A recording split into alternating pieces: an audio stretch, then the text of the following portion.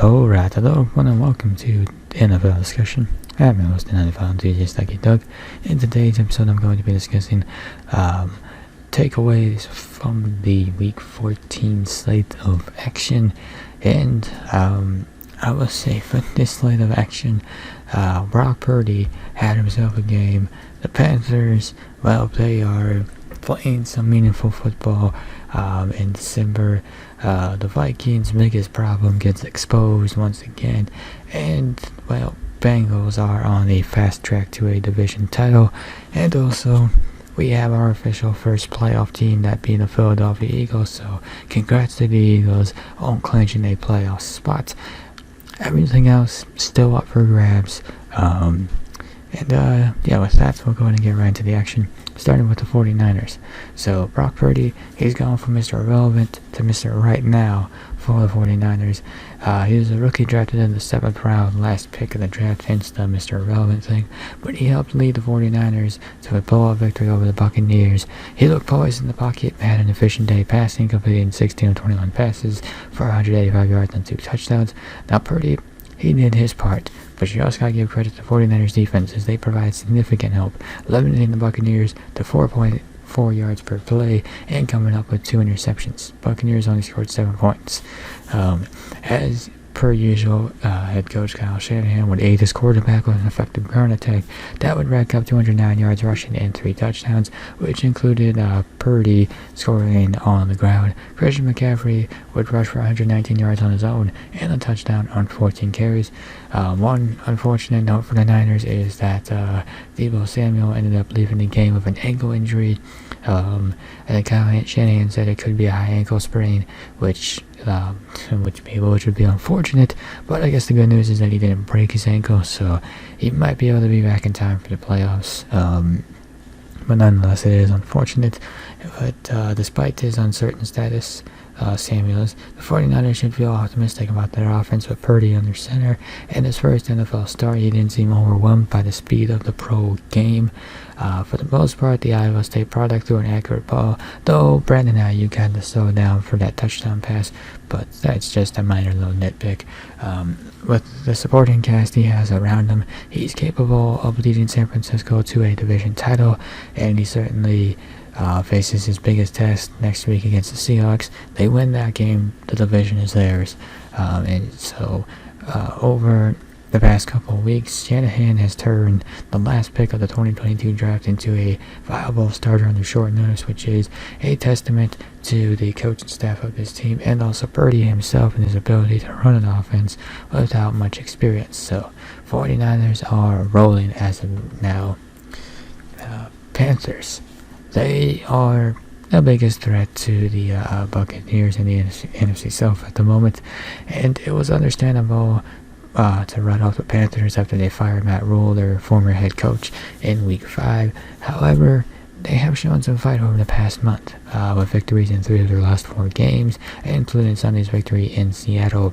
Now, because the Panthers were 5-8 to play in the weak division, with all the teams in it below 500, they have a crucial final 4-game stretch in the next couple weeks. They will host the Steelers, who could be without Kenny Pickett, who suffered a concussion in that game against the Ravens, and the Lions, who are on a hot streak of their own, and then go on the road to face their division rivals, the Buccaneers and the Saints.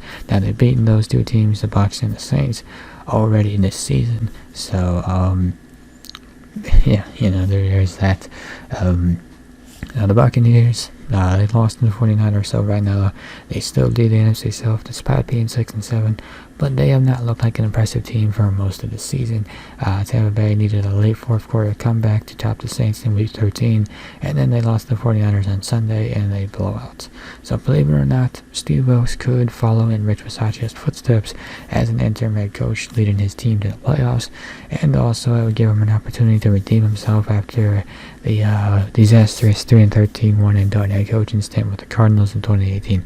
Furthermore, Sam Darnold, who was a former number 3 overall pick for the Jets in 2018, has an opportunity to showcase himself in some big games in the stretch, especially if he can get that division title and into the playoffs, because that's the only way the Panthers could make the playoffs. So with that said about Darnold, though, you got to give credit to the Carolina running the game. They are a run-first team, and why would you not be with Deontay Foreman and Chuba Hubbard in the backfield? Those guys combined for 148 yards and 35 carries against the Seahawks. And also, give credit to their defense. They certainly present some challenges for offense, with that defense allowing an average of 15.5 points and forcing 6 turnovers over the past 4 games. So, this crew with the Panthers, led by Steve Wilks at head coach, Darnold at quarterback, the squad might have been forgotten, but they could certainly make a push for the division title and a playoff game. I don't know how likely it is, but in the NFC South, I feel like anything is possible with these teams. Vikings. So the Lions further exposed their troubling defensive issues. So somewhat lost in the Vikings' 10-3 record, if you haven't been paying close attention, is their major defensive issues up front and in the secondary. More so in the secondary. I think their secondary is more of a liability. Now Harrison Smith not playing in the game against the Lions certainly doesn't help. But Patrick Peterson matching up of young wide receivers also kind of feels like a bit of a mismatch. He's a good corner, but I just don't know if he matches up well enough with those young guys. And also the other cornerbacks that they got feels like they're a bit of a liability, especially Duke Shelley. The Vikings have allowed 120 plus rushing yards in 5 of their last 6 contests, while giving up 307 plus passing yards in 5 consecutive outings. The Lions continued to add to those streaks, racking up 34 points and 464 yards of offense in the win over Minnesota on Sunday. Now, defense is not a new issue for the Vikings. Think back to Week 11 against the Cowboys. That offense shredded the Vikings' defense for 458 total yards and 40 points, but the Vikings would rebound with a couple win over the Patriots and Jets. However, those teams went into Week 14 with offenses that ranked 18th or worse in yards and points per game, yet both squads still managed to record 22 plus points and 409 plus yards against the Vikings. So even with the return of Dalvin Tomlinson last week and Cameron Dantzler on Sunday, the defensive coordinator Ed Donatello has to make some tweaks to the game plan or his personnel for better results. I also saw on Minnesota Twitter that hashtag Fire Donatello was trending, so Vikings fans are clearly over this guy as defensive coordinator, and that's understandable. I mean, the Vikings defense has not been good all season, and that's certainly been the primary issue for this team, and I think that's what's going to hold them back from being even better than they are, because the offense is productive. I mean, Justin Jefferson had 213 yards receiving. That is a franchise record. That is perhaps one of the greatest receiving performances from a wide receiver this season.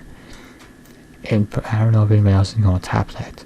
And yet it simply went to waste because the defense could not hold up. Now the offense is not without its faults. You think back to that 2-point conversion. That was a bad play call. And it also seems like Kevin O'Connell doesn't trust the Vikings defense either. I mean, why else would you go for 2 when you were down by a touchdown? Why else would you go for an onside kick with the amount of time that you had left? Clearly he doesn't trust his defense. So new head coach, he's got a big decision to make about his defensive coordinator. Do you keep this guy around and hope that he can make some adjustments to kind of mitigate the issues, or do you just go ahead and make a change in the season? Unlikely that a change happens in the season, but I would understand it if it does. And fortunately for the Vikings, they won't play a top 18 scoring offense for the remainder of the season. But the Patriots and the Jets could have success moving the ball with their bottom half ranked offense attacks. Then Minnesota's defense could face some tough challenges as the team tries to close out the year with the NFC North title. If they had won this game against the Lions, they would have had the division title, but it seems like they didn't, so I guess we'll have to see. I don't know what the scenario is going to be like for next week. They just got to get back on track, first and foremost. Let's not worry about the division, let's worry about getting back on track. Bengals. So Joe Burrow clears a couple hurdles as the Bengals stay hot. So typically the team that has lost in the previous Super Bowl has to shake off the Super Bowl hangover, if you will, or some type of hangover. He gets talked about for a reason, because it seems to be a very real thing. And for the Bengals, But the Bengals, as of late, they look like they'll have a chance to extend their AFC title reign, or have a very legitimate shot at defending their AFC title reign. Their Super Bowl hangover lasted about 2 weeks with that 0-2 start to the season, but since then they've gone 9-2. One of those losses was against the Browns. They have avenged that loss, and also Joe Burrow finally got his first win over the Browns. So clearing a couple hurdles on your way to a division title. Burrow and Chase lit up the defense with Chase having 10 catches for 119 yards and a touchdown. The Bengals also attacked their division rival with a balanced approach, rushing for 136 yards and a score on the ground. Cincinnati's defense would only allow 1 touchdown and 3 red zone trips, and while the Bengals should be winning games against a squad that's well below 500, Browns are sitting at 5-8. Burrow, as I said, got his first win over Cleveland, and now with those 2 hurdles behind them, Cincinnati can again focus on winning that division title. They still are tied with the Ravens, as I think the Ravens have a tiebreaker over them, if I remember correctly.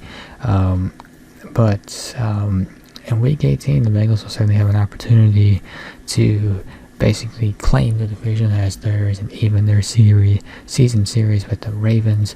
Baltimore, they are trending down at the moment. Lamar Jackson is down with a PCL injury, and then Tyler Huntley, the backup, is now in concussion protocol. So the Ravens did get a win over the Steelers, but you're down your top 2 quarterbacks, and I don't know if you have a Brock Purdy sitting in your quarterback room somewhere. So if Baltimore starts to lose some momentum in the coming weeks, it might be Cincinnati beating Baltimore in Week 18 and taking that division title.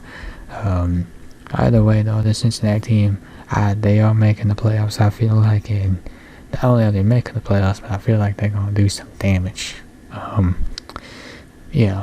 So elsewhere too, I think for playoff scenarios, the Eagles, as I mentioned at the top of the episode, got their playoff spot with a dominant win over the Giants. Still got some work to do, though, for them to claim their division title, but I can all but imagine that they will have that wrapped up when they need it. But if all they need is to win a game to win the division, then they'll do just that, and they'll have it. So I think it's a matter of when and not if the Eagles get their division title. The Chiefs, they gotta wait a little bit longer because the Chargers gotta win over the Dolphins, so the Chiefs have to wait a little bit. Vikings also gotta wait on that division title. They lost to the Lions, as I was talking about in this episode. And with that, we'll go ahead and wrap up this episode of NFL Discussion. If you enjoyed this episode, be sure to hit that like button down below.